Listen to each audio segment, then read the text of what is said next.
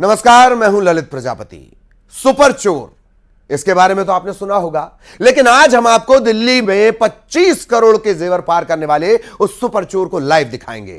Police का operation gold और super चोर कैसे हुआ बोल्ड, बस थोड़ी देर में। टुकड़ों वाली लाश पुलिस के लिए कहां पहेली बन गई, तफ्तीश इस केस की भी। 3 साल की मासूम गुड़िया की रोने की आवाज ने कैसे एक आरोपी को बेनकाब किया। बच्ची को बचाने वाली मददगार वो सच भी बताएगी। डीजे की धुन पर कहां हुई खूनी तकरार, यह खुलासा भी होगा आज के क्रिमिनल्स में।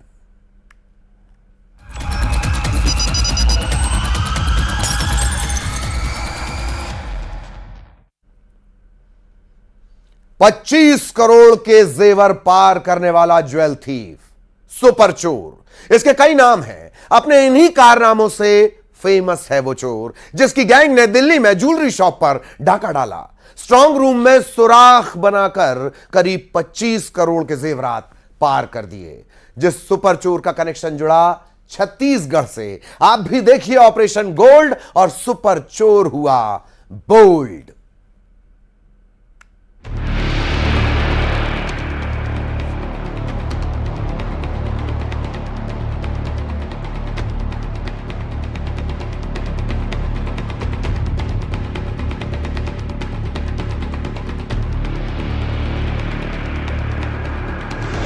छत्तीसगढ़ टू दिल्ली सुपर चोर। पुलिस को चकमा देने में वो माहिर।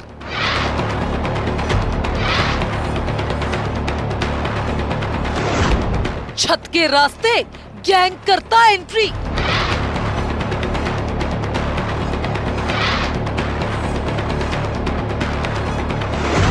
जिस गैंग ने दिल्ली में डाला डाका,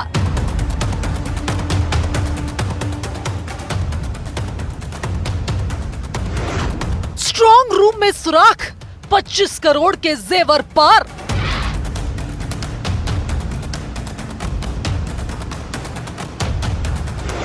$25 करोड़ की चोरी लाइव।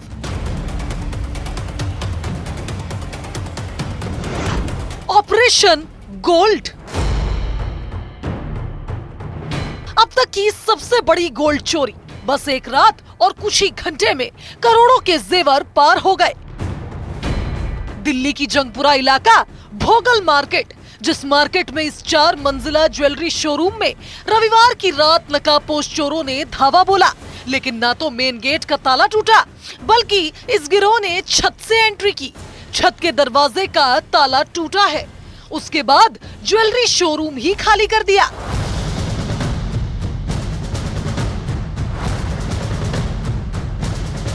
फर्स्ट फ्लोर पर बने खुफिया स्ट्रांग रूम में दीवार में सुरंग नुमा सुराख बनाकर दाखिल हुए चोर, और देखते ही देखते 30 किलो का सोना पार हो गया।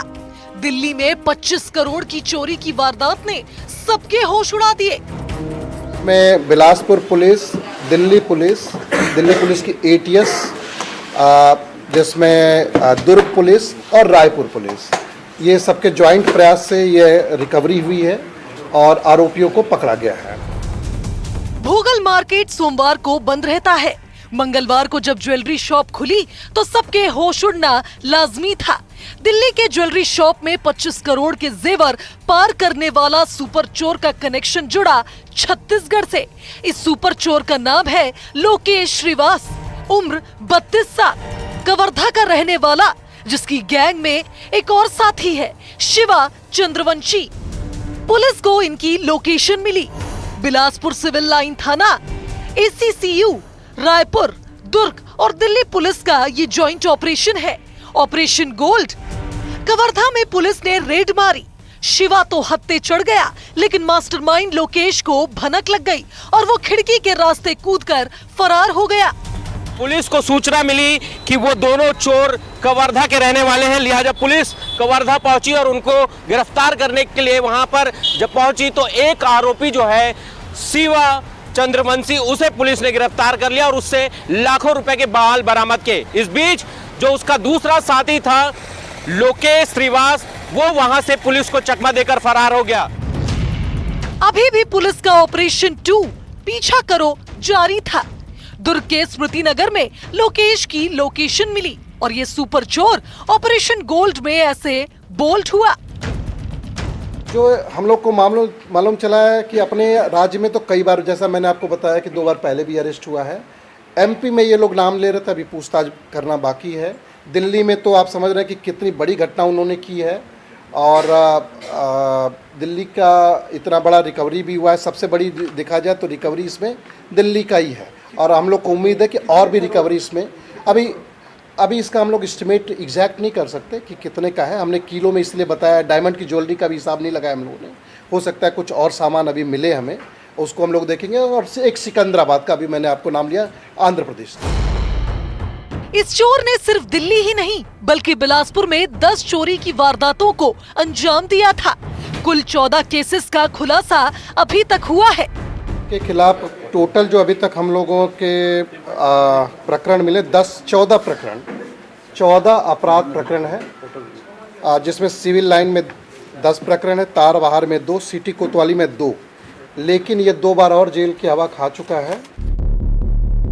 इस गैंग में कितने लोग शामिल हैं? कैसे ये गैंग टारगेट करता था? कैसे रैकी करता था? क्या हर बार छत से एंट्री की जाती थी? और सबसे बड़ा सवाल, अब तक कितनी वारदातें इस गिरोह ने की है?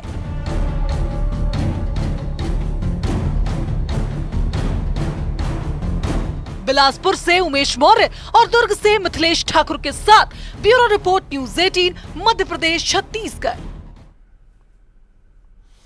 उज्जैन में 12 साल की नाबालिग लड़की के साथ जो हुआ, जो दरिंदगी हुई, इस हैवानियत ने सारे देश को झकझोर कर रख दिया, कचोट दिया। लेकिन इसी वारदात में बच्ची के लिए मसीहा बने आश्रम के संचालक ने बता दिया कि इंसानियत जिंदा है।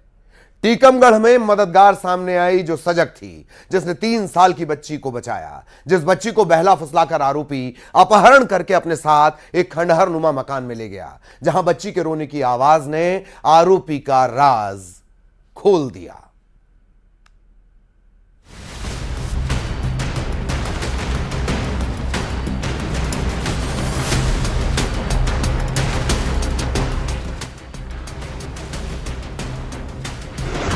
खंडहर में वो कौन था?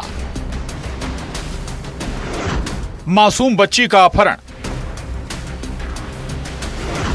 रोने की आवाज ने खोला राज। पेड़ से बंधा शैतान अंकल, महिला ने बच्ची को बचाया, वो मददगार। इस तस्वीर ने पूरे देश को झकझोर कर रख दिया था। जब 12 साल की नाबालिग लड़की के साथ दरिंदगी हुई, जब महाकाल की नगरी में महापाप हुआ, जब बच्ची खून से लथपथ ऐसे ही भटकती रही, करीब 8 किलोमीटर का सफर तय किया, यह तस्वीर वाकई कचोट देती है। कई लोगों ने रुपए देकर बस ये सोच लिया हमारा काम यहीं खत्म, तो कई लोगों की संवेदनाएं ही खत्म हो गई थीं जैसे। लेकिन इसी बीच उज्जैन के दंडी सेवा आश्रम के आचार्य राहुल दरिंदगी का शिकार हुई नाबालिग बच्ची के लिए मसीहा बन गए, जिन्होंने बच्ची को कपड़े दिए, खाने को दिया और पुलिस को खबर दी, जिससे बच्ची को अस्पताल तो ले जाया गया। उसे इलाज मिलना तो शुरू हुआ। अब इस मददगार का जिक्र हम क्यों कर रहे हैं, तो अब उज्जैन के बाद टीकमगढ़ की तस्वीर दिखाते हैं। यहां ये महिला भी मददगार ही बनी, एक मासूम बच्ची के लिए। वो महिला जिसने 3 साल की मासूम गुड़िया को बचाया। बच्ची के साथ कोई अनहोनी हो सकती थी, लेकिन उसने हिम्मत दिखाई और गांव वालों को चिल्लाकर बुलाया। पुलिस वालों को खबर दी गई और खंडहर नुमा घर से 3 साल की बच्ची को इस शख्स से छुड़ाया गया, जिसे गांव वालों ने पेड़ से बांध दिया था। अब टीकमगढ़ में क्या हुआ उसे सुनिए जरा। टीकमगढ़ के तपरन गांव में यह आरोपी घर के बाहर खेल रही 3 साल की मासूम बच्ची को अपने साथ ले गया, कुछ खाने की चीज दिलाने के बहाने, और फिर बच्ची गायब हो गई। बच्ची कहां गुम हो गई किसी को पता नहीं चला। इधर गांव की यह महिला बच्ची के लिए मसीहा बनकर आई, जिसने बच्ची की रोने की आवाज सुनी। वो उस खंडहर नुमा मकान में गई जहां बच्ची थी जो इस आरोपी के पास थी। हमसे पानी भाग के आए, हम गोते बधे बाल्टी, सुबह मोड़ी के आवाज आई, हम चलेगा कि जो कितने को हुआ, हमारी जानते जो बच्ची खेल रहे। अच्छा, जब बताओ वो बच्ची कितने साल की है? 3 साल की। और जो वो लोए है तो वो कितने को आए? वो पता नहीं है सर कितने को हुआ। अच्छा, उन्हें बताई भी नहीं है देखो कि हम कितने किया है? पूछी नहीं है कितने को हुआ। अच्छा। महिला ने जब आरोपी से पूछा कि ये बच्ची किसकी है, तो वो ये कहने लगा उसकी बेटी है। महिला को शक हुआ, उसने शोर मचाना शुरू किया, गांव वालों को बुलाया और बच्ची को बचाया। हाँ, ओली में बैठाए थे सर। और फिर आपने क्या करो? हमने जा कहो कि भैया जब मोड़ी की गया सके ना, वो हमारे गया, हम लोग जा रहा घर। हाँ। सुबह से हम कह कि भैया तो गया, चल हमारे दूर से निमते है चलते। हाँ। तो हमें तलवा लिया। अच्छा, ये तलवा लिया, फिर पुलिस को बुलाया। हाँ। आरोपी नशे की हालत में था। यूपी के ललितपुर के सोजन गांव का रहने वाला आरोपी नन्हे यादव, जिसकी कुंडली पुलिस वाले खंगाल रहे हैं। आरोपी कोई घटना कारित कर सकता था और नशे में था, और इसमें ग्रामीण क्षेत्र के वहाँ के लोगों ने भी तत्परता दिखाई और पुलिस ने भी तत्परता से इसमें अपराध पंजीबद्ध किया है। फिर से इन मददगारों के चेहरे देखिए। ऐसे मददगार जब समाज में रहेंगे तो यकीन मानिए इंसानियत जिंदा रहेगी। टीकमगढ़ से राजीव रावत और उज्जैन से अजय पटवा के साथ bureau report, news 18, Madhya Pradesh, Chhattisgarh.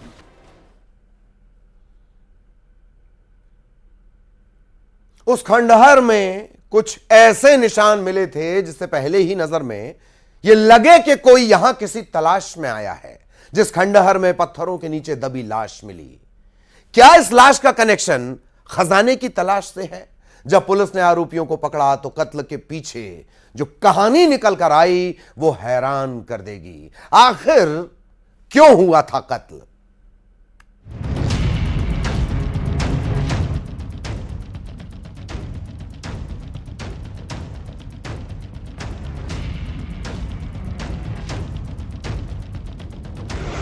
खंडहर में दफन खौफनाक राज। 8 दिन पुरानी लाश, खजाने की तलाश।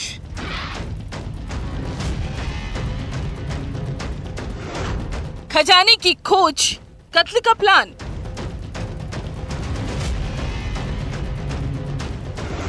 सब्बल से वार, पत्थर में दबी लाश।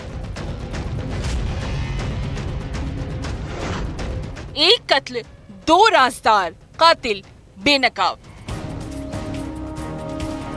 लोगों की ये भीड़ हैरत भरी नजरों से उस इलाके की तरफ जा रही है जहां पुलिस की टीम भी पहुंच गई है। इस सुनसान पहाड़ी इलाके में पुरानी गढ़ी के खंडहरों में कुछ ऐसा था जो दिल दहलाने वाला है। जिस खंडहर में पत्थरों के नीचे एक लाश दबी थी, लाश बुरी तरह सड़ चुकी थी, जैसे कई दिन पुरानी हो। आखिर ये लाश किसकी है? कौन था जो यहाँ आया और क्यों? जहाँ लाश मिली वहाँ कुछ ऐसा सामान भी मिला जो अंधविश्वास की तरफ इशारा कर रहा है। पूजा का सामान, टोने टोटके का सामान। तो क्या अंधविश्वास में ये खूनी खेल खेला गया? सवाल ये कि आखिर ये लाश किसकी है? श्योपुर की विजयपुर थाने में 18 सितंबर को अमृतलाल उर्फ मित्ता की गुमशुदगी की रिपोर्ट दर्ज हुई थी।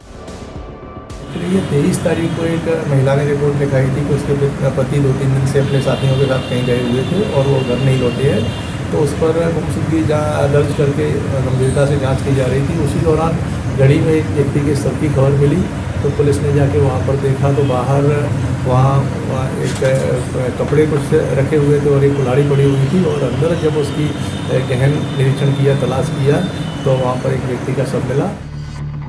क्या थाने में दर्ज रिपोर्ट और खंडहर में पत्थरों के नीचे दबी मिली लाश का आपस में कोई कनेक्शन है? गुमशुदा अमृतलाल के घर वालों को जब बुलाया गया तो उन लोगों ने लाश की पहचान कर ली। ये लाश लापता अमृतलाल की ही थी।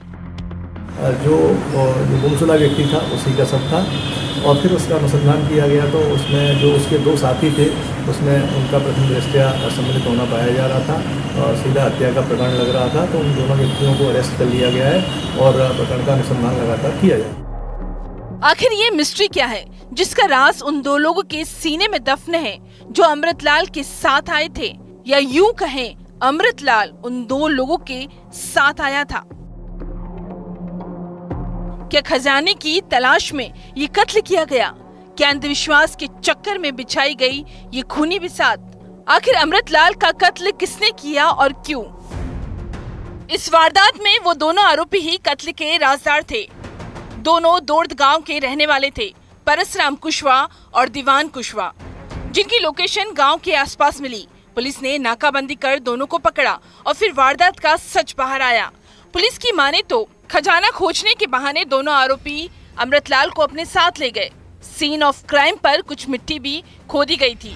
गुर्जा के किले में खजाना खोजने के बहाने अमृतलाल को ले जाया गया और उसके बाद सब्बल से वार करके उसकी हत्या कर दी गई। अभी प्रथम दृष्टया बात यही आई है कि ये लोग वहाँ पर गड़ा हुआ माल निकालने के लिए गए थे, लेकिन हो सकता है कि कुछ और भी इसमें चीज़ें रहें, तो उन सब पर बारीकी से अनुसंधान किया जा रहा है। जो भी तथ्य आएंगे उन पर दिलसम्मत कार्रवाई की जाएगी। तो क्या खजाने की खोज में ये कत्ल किया गया या फिर खजाने की खोज में कत्ल का ये प्लान बना था? सवाल अब भी वही, आखिर कत्ल क्यों हुआ? श्योपुर से दीपक दंडोतिया के साथ bureau report, news 18 Madhya Pradesh Chhattisgarh. और इस वक्त सीधे आपको लिए चलेंगे जन आक्रोश यात्रा में कमलनाथ